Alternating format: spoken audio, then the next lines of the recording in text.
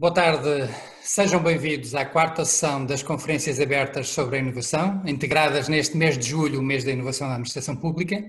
Antes de iniciarmos, solicitamos a todos os participantes que desliguem o som e as câmaras, e isto por forma a assegurarmos as melhores condições para esta sessão. Os participantes poderão ainda utilizar o chat, o que recomendamos vivamente, para colocarem todas as questões que entendam pertinentes, e isso vai ajudar também que a sessão seja dinâmica e interativa, e essas questões serão respondidas no final da apresentação. Para falar sobre o tema de hoje, inovações no CEGER, Centro de Gestão da Rede Informática do Estado, temos connosco o respectivo diretor, engenheiro Tito Carlos Vieira, a quem agradecemos o facto de ter aceito mais um dos nossos convites e estar connosco a partilhar as suas reflexões. Passamos de imediato a palavra e muito obrigado mais uma vez. Muito obrigado, Abel. Boa tarde a todos. Bom, eu então vou, durante estes minutos seguintes, procurar fazer uma partilha daquilo que tem sido a nossa jornada de inovação aqui no Centro de Gestão da Rede Informática do Governo. Procurei estruturar a apresentação em três grandes ideias. Primeiro, talvez muitas das pessoas, ou várias das pessoas da audiência, possam não conhecer o organismo e, portanto, ter aqui uma introdução rápida do que é que nós fazemos. Depois, como é que lidamos com a inovação. E, por último, e talvez aquilo que a audiência possa querer conhecer mais, é casos concretos de inovação e os respectivos resultados. Bom, então o que é que nós fazemos? Nós fazemos três coisas principais. O principal mesmo são os serviços TIC para o Governo, portanto, tudo que é serviços de tecnologia de informação e comunicação para o Governo é providenciado ou são providenciados pelo CEGER, mas temos dois outros eixos de atuação que, digamos, vão para lá do perímetro do Governo. E aqui esta zona intermédia da certificação eletrónica do Estado abrange toda a administração direta, indireta e mais recentemente a autónoma do Estado. Portanto, somos uma entidade que presta serviços para toda esta amplitude da administração pública. E, por último, o terceiro eixo de atuação tem que ver com os domínios GovPT. Portanto, tudo que tem registro em GovPT é feito pelo CEGER. Não vou aqui gastar muita energia do vosso tempo a detalhar o que é que nós fazemos. Basicamente, nos serviços já aqui para o Governo, podem imaginar, é tudo aquilo que um organismo tem de tecnologia de informação e comunicação, desde os serviços mais básicos até algo mais sofisticados e digamos, ligados ao negócio do Governo, como, por exemplo, a parte da produção de diplomas, os administros, essas coisas, não é? Em termos de serviços disponibilizados na área da certificação eletrónica do Estado, talvez valha a pena referir que nós operamos uma entidade que se chama Entidade de Certificação Comum do Estado, onde produzimos, digamos, certificados com capacidade para providenciar a assinatura eletrónica de forma qualificada, SSL, selo eletrónico, enfim, vários outros serviços nesta área da certificação eletrónica. E no domínio do GovPT, o que fazemos é gerir todo o universo do espaço, do ciberespaço.gov.pt. Bom, com este preâmbulo, então como é que nós enfrentamos a inovação? Essencialmente, pensamos que a inovação não é uma coisa que se faz de uma forma desgarrada, de uma forma desconexa ou às pinguinhas. Nós temos uma ideia da inovação de que ela tem que ser ancorada numa estratégia de médio prazo. Caso contrário, vamos estar, digamos, a tratar de coisas muito pontuais e sem uma vista do conjunto. E, portanto, quando em 2017, e podem até ver a anotação no fundo da página, este é um slide que consta da nossa abordagem à estratégia para o triênio 18-20, que foi apresentado na altura ao Secretário de Estado da Presidência do Conselho de Ministros, que é a nossa tutela direta, onde nós, já nessa altura, tínhamos o tema da inovação na própria missão. Portanto, nós temos de ser capazes, da nossa missão, de inovar. Depois, ter como visão, portanto, aquilo que a gente quer, almeja chegar, ter a dinâmica da transformação digital, portanto, uma permanente esforço de melhorar o que temos, fazer mais, ser proativos, evitar andar a reboque das necessidades. E nos próprios valores temos a palavra inovação, a ideia de inovação, como algo que tem que ser um fator diferenciador e, portanto, um valor organizacional. Depois fomos consequentes, quando tivemos que pensar no nosso mapa estratégico, lá está, a palavra modernizar, ou então, quer dizer, concomitantemente, o tema de ideias inovadoras e serviços inovadores é algo que nós, nos objetivos estratégicos, temos mencionado. Como digo, isto trata-se de algo que foi feito em 2017 e, portanto, sobre a qual agora norteia toda a atividade. E, claro, depois, anualmente, vamos fazendo os nossos planos de atividades e, portanto, este é um exemplo prático em que, para 2020, portanto, para o subconjunto do plano para 2020, como ali vem o índice, aponta ali logo uma lista de projetos, são 39 projetos, onde nós, para 2020, prevíamos, em 2019, ter 39 ideias inovadoras de projetos do plano de atividades. E, claro, isto mede-se, nós temos indicadores no nosso mapa de gestão para medir a inovação que vamos fazendo e depois também prestamos contas, enfim, aqui vêm vários dos nossos indicadores mais operacionais, depois temos agregação para fazer um mapa estratégico e então avaliar a evolução da estratégia. Qual é a nossa abordagem em termos de inovação? Portanto, nós temos uma ideia temos de estar sempre com as antenas ligadas às oportunidades, porque as ideias não são como, não é algo que a gente possa dizer, bom, hoje vou tirar uma hora para ter ideias. Não é isto, as ideias acontecem muitas das vezes nos sítios mais, enfim, inesperados. Por outro lado, às vezes até surgem ideias de dificuldades que estamos a enfrentar e, portanto, é preciso não as perder e, portanto, é preciso registá-las. Portanto, eu daqui a pouco vou falar de uma ideia, de uma estratégia que nós temos para gerir as ideias que vão surgindo e, claro, e depois temos o ciclo normal de atividade de planeamento do ano.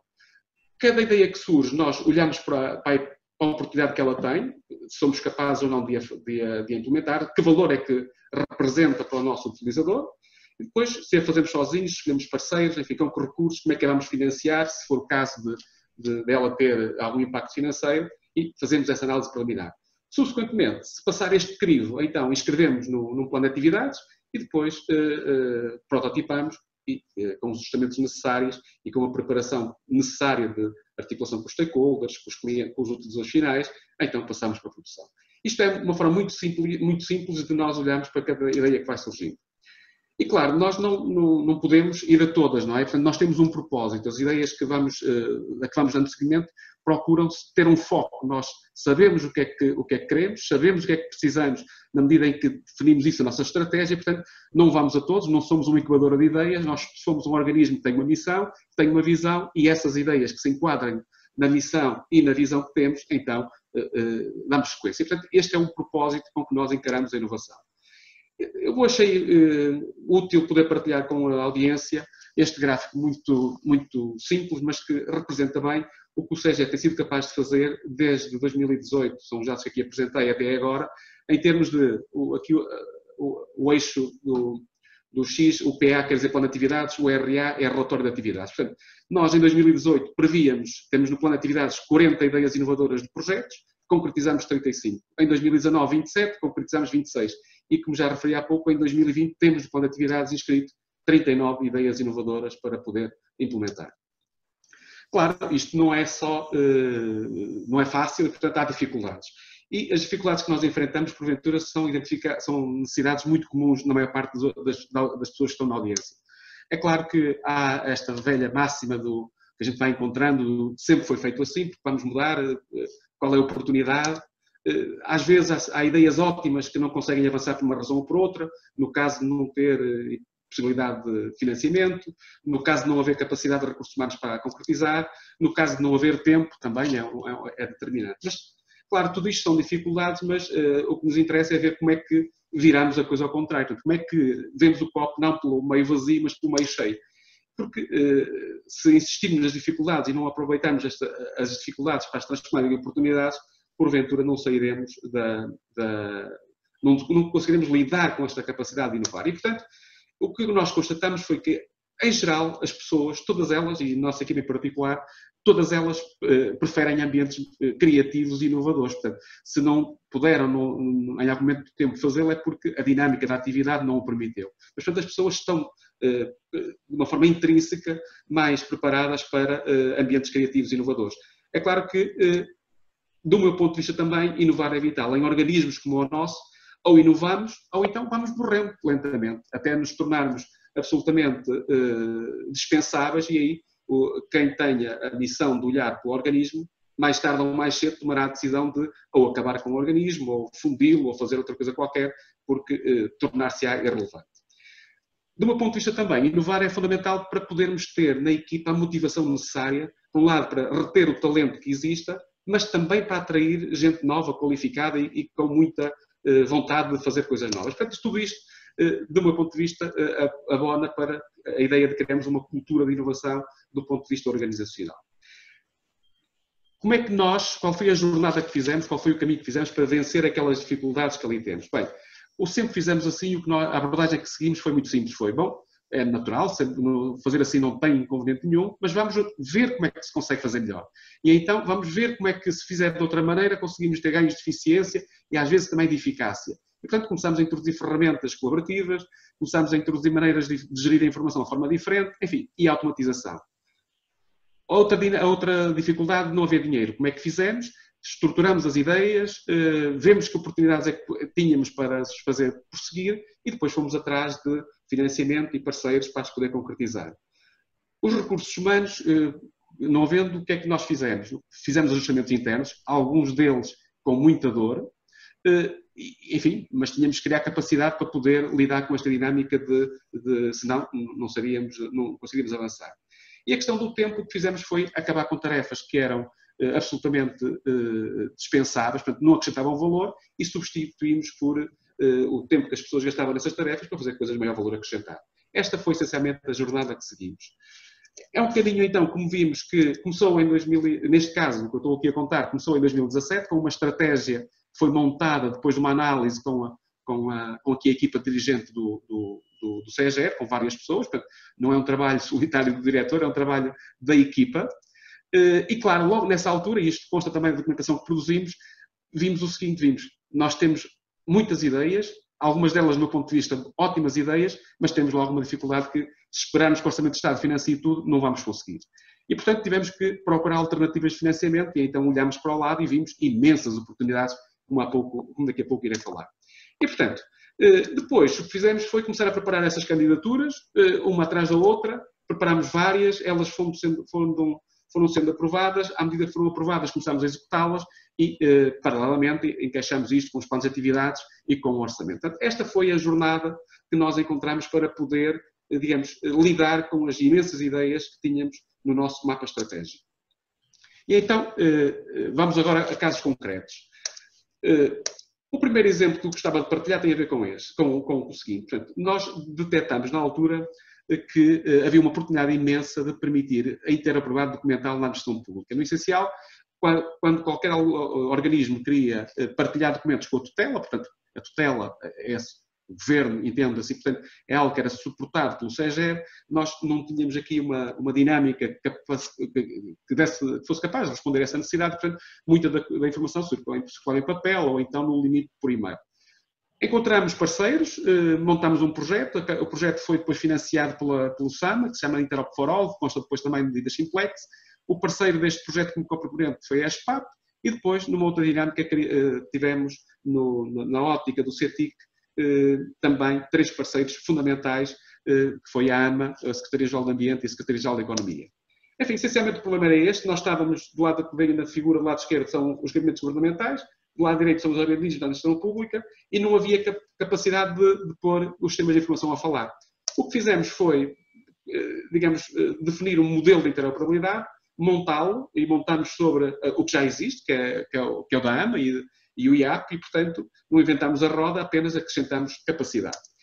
Que resultados? Bom, isto chegou à produção em 2000, em janeiro de 2000, em junho de 2020, peço uma precisão, chegou a produção em janeiro de 2020, em julho avaliámos resultados, portanto, nessa altura, já depois de passar a fase de piloto, a fase de qualidade, tudo isso, pusemos em produção e em junho tínhamos estes resultados com a Secretaria-Geral do Ambiente, que já tinha entre fevereiro e junho, só na área do ambiente, trocado 400 documentos e perspectivava, como ali vem, a informação está no site deles, trocar mais de 270 mil documentos por ano, e, portanto, eliminar essas impressões, o que depois também, em litros de água, no exemplo que eles dão, há ali um número enorme. Claro, depois disto avançou, teve teve esse espaço, avançou para a produção e desde junho de 2020 está disponível para todos vocês da administração pública através da ANMA no sítio da IAP, como ali podem ver. Um outro exemplo giro que julgo que vale a pena partilhar tem a ver com o que fizemos no procedimento legislativo. Nós identificamos também um conjunto de oportunidades para melhorar o processo tecnológico em que se suportava, digamos, a elaboração dos diplomas que vão ao Conselho de Ministros e a reuniões de secretários de Estado e, portanto, definimos os parceiros, identificamos e, quando percebemos tudo isso, procuramos financiamento e encontramos também nesta candidatura Interop for All esse trabalho. Em março de 2020, toda essa jornada de desenvolvimento foi feita e entrou em produção a primeira parte do sistema de informação, do novo sistema de informação, suporte ao procedimento legislativo, e que agora, desde então, está em produção. Uma outra ideia que julgo que vale a pena partilhar com a audiência tem a ver com o seguinte.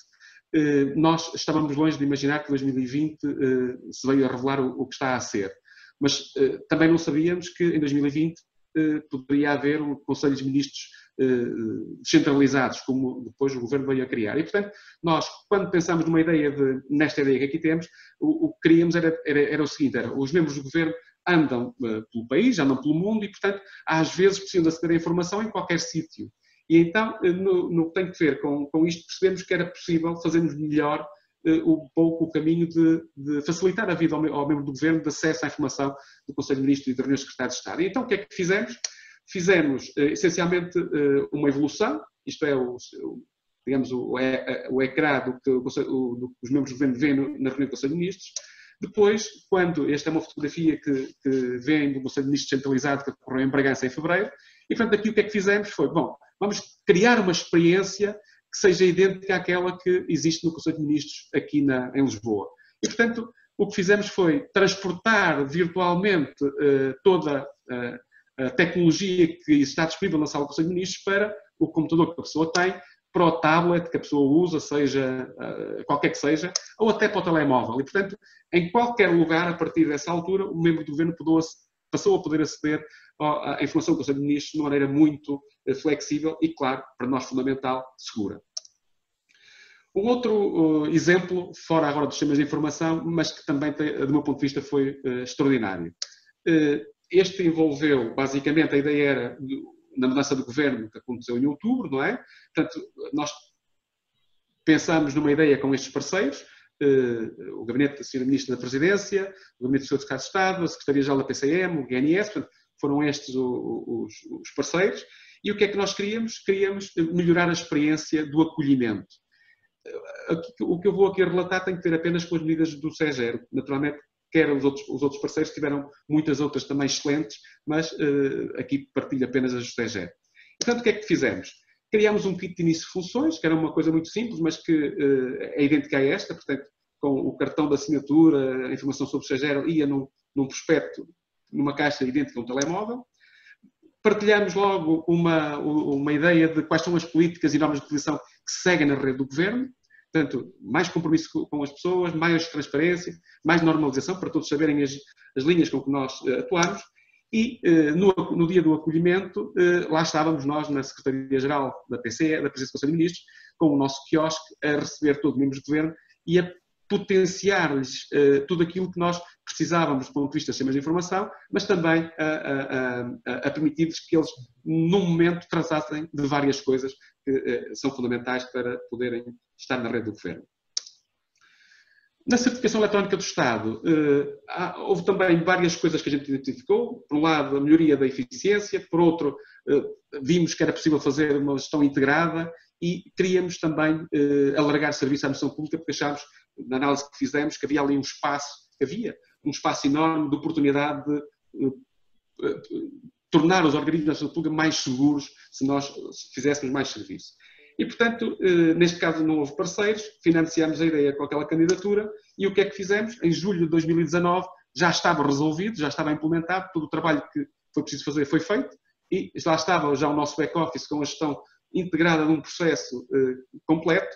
Depois conseguimos também, em agosto de 2019,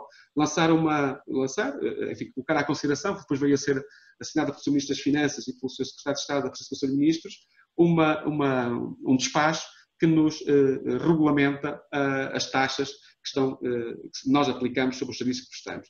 Isto foi algo absolutamente vital. E como é vital também a capacidade de nós entregarmos serviço a self-service, que já está em teste, e que é este o portal, e que agora em agosto vamos colocar em produção. Nas consultas públicas, é uma ideia também que vale a pena partilhar, porque, na verdade, o que havia era uma gestão da consulta pública através de e-mail e que, na articulação com o Gabinete do Secretário de Estado, entendemos ali que havia possibilidade de melhorar e idealizámos um sistema de informação que se veio a tornar muito interessante e que permite gerir tudo, com dashboard de gestão, com facilidade de interação com o cidadão, para quem gera consulta pública com informação de gestão muito relevante, toda essa dinâmica tratada. O portal foi lançado em julho de 2019, na altura foi publicitado em vários órgãos de comunicação social e o mais engraçado é o impacto que ele teve logo na utilização, como ali vem mais de 30 mil utilizadores logo nos primeiros 6 meses de disponibilização.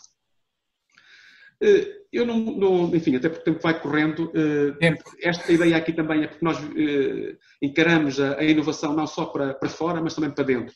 Eu acho que nós temos que ser muito eficientes internamente para podermos também depois, com os recursos que podemos recuperar dessa eficiência, fazer coisas para fora. E portanto, o que fizemos foi algo em que, do plano interno, sentíamos que havia uma oportunidade de melhorar a maneira como nos organizávamos a informação e montámos um sistema, idealizámos o sistema, montamos e depois desenvolveu-se e que esta é uma fotografia em que nós vemos claramente toda a dinâmica dos processos internos e muita informação de gestão ao ponto de, por exemplo, não tem a ver com a contratação, sabemos que contratos estão, em que ponto estão, podemos aceder diretamente ao contrato, depois em cada contrato ver como é que ele foi firmado, com que procedimento, todo esse tracking está feito. Quase a terminar. Tempo, Tito Vieira. Quase a terminar, esta questão da gestão de ideias, nós sentimos também que era importante a questão de ter a gestão de ideias sistematizada e, portanto, montámos um processo que depois viemos a suportá-lo em tecnologias de informação e que basicamente toda a equipa consegue hoje ver neste portal e ver e propor ideias e ver o seguimento que ela tem depois no processo de decisão. Simulação de cibersegurança, fizemos uma iniciativa que também é muito gira, que foi na rede do governo, digamos, a nossa ideia era ver o risco de cibersegurança e incrementar a sensibilização dos utilizadores para o tema. A jornada que fizemos foi um primeiro simulacro, com esses elementos tomámos a decisão de fazer várias ações de sensibilização e depois fizemos um segundo simulacro. Naturalmente eu não vou aqui partilhar resultados do simulacro, mas foi um trabalho extraordinário e muito útil e está em continuidade. E pronto, basicamente agora tenho outras ideias para partilhar, mas se calhar deixo para a audiência algumas perguntas que possam ter curiosidade. Talvez partilhava apenas estas duas últimas, que têm que ver com o seguinte. Nós valorizamos muito o mérito, mas da equipa. E, portanto, sempre que há uma evolução que precisa ser assinalada, ali está, na nossa dinâmica de comunicação interna, que também é muito ágil, essa parabenização sempre que tal sucede. Mas também às pessoas individualmente, porque isto também foi uma inovação que colocamos, e esta foi de janeiro de 2020, sempre que as pessoas dão sempre um esforço enorme ao organismo. E, portanto, na administração pública não havendo muitos mecanismos para compensar o esforço, o mínimo que eu acho que podemos fazer e que devemos fazer é de reconhecer o mérito e nos momentos próprios, com coisas simples como esta que aqui temos, que é um mero diploma e pouco mais, valorizar o esforço das pessoas. Este caso em concreto foi a pessoa que no ciclo CIADAP 17-18 recolheu um excelente. E, portanto, muito obrigado, o tempo voa, haveria várias ideias a partilhar, mas deixamos para a parte das perguntas, se assim que entenderem. Muito obrigado, Tito Vieira, pela apresentação interessantíssima que tive a oportunidade de fazer. Ficamos com a noção que claramente necessitávamos mais tempo para aprofundar ainda mais as temáticas, mas este é agora também um momento para todos os participantes colocarem questões e debatermos um pouco em função dessas questões. Enquanto elas surgem, entretanto, gostaria só de refletir esta questão e depois também lhe colocar à sua consideração. Ao ver e ouvir a sua apresentação, ficamos com a ideia que, de base, desde logo, ligou a estratégia de inovação à estratégia global do CEGER. Acha que essa aqui é uma prática crítica para o sucesso de uma entidade pública?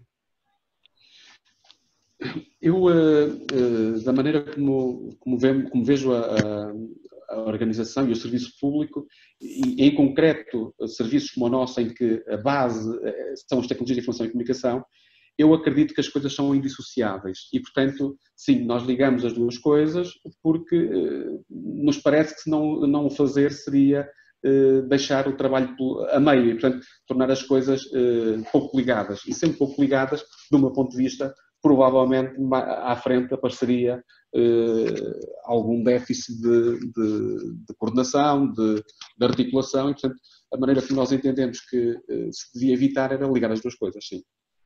Muito bem. O tipo de inovações que teve a oportunidade de partilhar connosco requerem recursos, nomeadamente alguns dos quais que apresentou são pessoas, é o tempo, são recursos inclusivamente do ponto de vista financeiro. Nos momentos que vivemos, necessariamente de contenção, como é que se afetam esses recursos para a inovação? Pois, é verdade.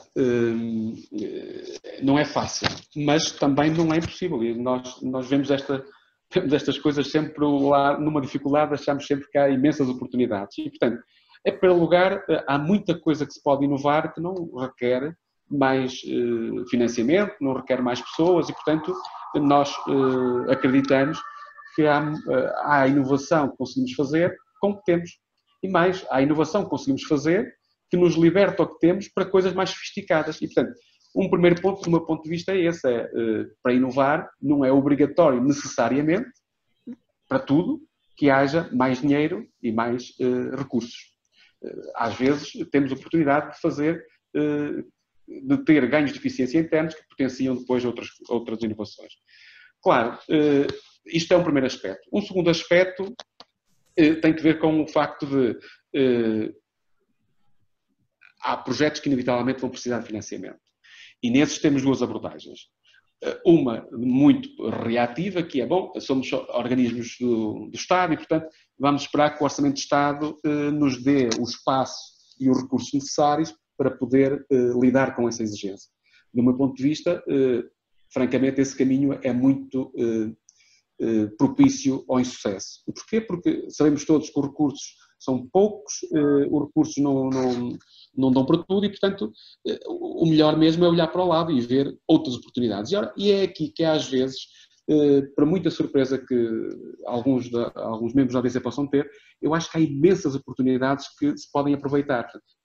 O facto de não termos logo no Orçamento de Estado o que precisamos permite-nos e deve-nos fazer ir à procura.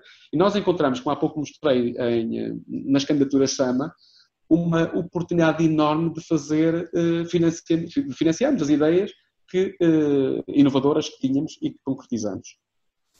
Depois, um outro aspecto que é, e a meu ver importante, que é, a gente pode não ter os recursos, pode não ter maneira de o financiar, mas ainda assim, do meu ponto de vista, devemos fazer tudo o que estiver ao nosso alcance para evitar uma espiral negativa, recessiva. Quer dizer, a gente pode ter esta abordagem, não tenho dinheiro, não tenho pessoas, logo não vou à luta e não vou fazer a inovação que aqui se podia fazer. Vou esperar que esses recursos apareçam. Os recursos não aparecem, as coisas vão continuando a envelhecer, até que se tornam, como há pouco eu dizia, do meu ponto de vista, chegamos a um ponto que tornamos praticamente dispensáveis e, portanto, aí é o pior que pode acontecer. Portanto, conclusão, sim, não há recursos para tudo o que queremos, mas há oportunidades de encontrar esses recursos ao lado. E eu acho, francamente, que as boas ideias que nós tivemos, conseguimos financiamento, e parece-me que o problema neste momento não é o financiamento, eu acho que o problema é a capacidade de executar os projetos. E isso é uma outra dimensão que, a meu ver, é bem mais relevante que os recursos para financiar as ideias. Muito bem. Surgiu uma questão dos participantes que estão na audiência, esta particularmente interessante. É possível aferir o impacto das inovações? E esse impacto pode-se converter em ganhos de eficiência e de eficácia face à atividade? Absolutamente, absolutamente. Aliás, eu acho que todas as ideias inovadoras deviam ter essa análise, porque senão podemos estar convictos de que tivemos uma ideia genial, imensamente impactante, mas se não medirmos, se não tivermos números, como é que sabemos que foi? Ficamos na base da percepção e, portanto, isso não deve ficar por aí. Deve-se sempre, do meu ponto de vista, fazer tudo que for possível para podermos medir o impacto. E o impacto, vejam, um exemplo muito prático. Nós tínhamos aqui um conjunto de processos que eram muito manuais. Acabámos com isso. Portanto, acabámos com isso, colocamos tecnologia a automatizar esses aspectos e, portanto, o impacto foi real. Houve uma pessoa e qualquer coisa que fazia aquela função, a função deixou de existir e passámos a ter uma outra capacidade noutra área, neste caso de projetos, que foi muito mais relevante para aquilo que era a nossa estratégia. Portanto, insisto, portanto, do meu ponto de vista é fundamental medir o impacto e só assim é que podemos ver se as ideias são de facto relevantes ou não. O nosso tempo é exíguo, de facto está a terminar muito rapidamente, o que é uma pena porque a discussão está num nível de interesse elevadíssimo. Gostaríamos só de colocar uma última para terminarmos esta conferência aberta e que é: que desafios é que se colocam ao CEGER, olhando para o futuro e olhando para o caminho de inovação que quer continuar a fazer? E pedir-lhe uma resposta muito rápida porque estamos mesmo próximo do nosso termo. Muito bem. Bom, em primeiro lugar, não podemos nunca esquecer do nosso foco. O nosso foco é fazer bem o suporte TIC ao governo. E, portanto, essa é que é a primeira área de atividade do CEGER e, portanto, não podemos nunca, e esse é um risco que temos que evitar, o entusiasmo de chegar às áreas todas nos permita, nos possa, de algum ponto de vista, perigar a nossa linha de rumo. Portanto, isso é algo que não podemos fazer. Agora, dentro destas 3 áreas que nós atuamos, há imensas oportunidades. Nós temos, digamos, já na algibeira um lote enorme de várias iniciativas, algumas que são sequência destas que partilhei com a audiência, outras são absolutamente inovadoras. Vou dar um exemplo de uma que temos na algibeira e que gostávamos muito de poder... Desculpa? Muito rápido, por favor. Uma que gostávamos muito de poder fazer num futuro próximo. Quer dizer, todos nós, ou todo o país, assiste às conferências de imprensa do Conselho de Ministros. Portanto, há esse acervo documental. Mas que tal poder haver um sistema que, quando a gente quisesse procurar um tema, por exemplo, Covid, ele rapidamente fosse tudo que é vídeo, tudo aquilo que é informação e sintetizasse os momentos certos em que aparece os membros do governo a falar do assunto que nos interessava. Portanto, isso é um exemplo de uma ideia que nós temos na algibeira e que gostaríamos de montar num futuro próximo. Muito bem.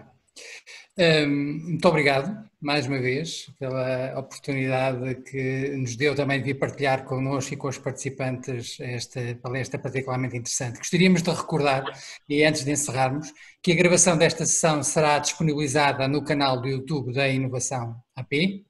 Informamos que segunda-feira, dia 20 de julho, às 15 horas, temos uma nova conferência aberta, intitulada Inteligência Artificial e Inovação na Administração Pública, e em que será conferencista o engenheiro Joaquim Muchagata. As inscrições podem ser feitas no site do INA, em ina.pt. Agradecemos mais uma vez a presença do diretor do CEGER, engenheiro Tito Carlos Vieira, e de todos os participantes. Uma boa tarde para todos e esperamos também por todos na próxima sessão. Muito obrigado.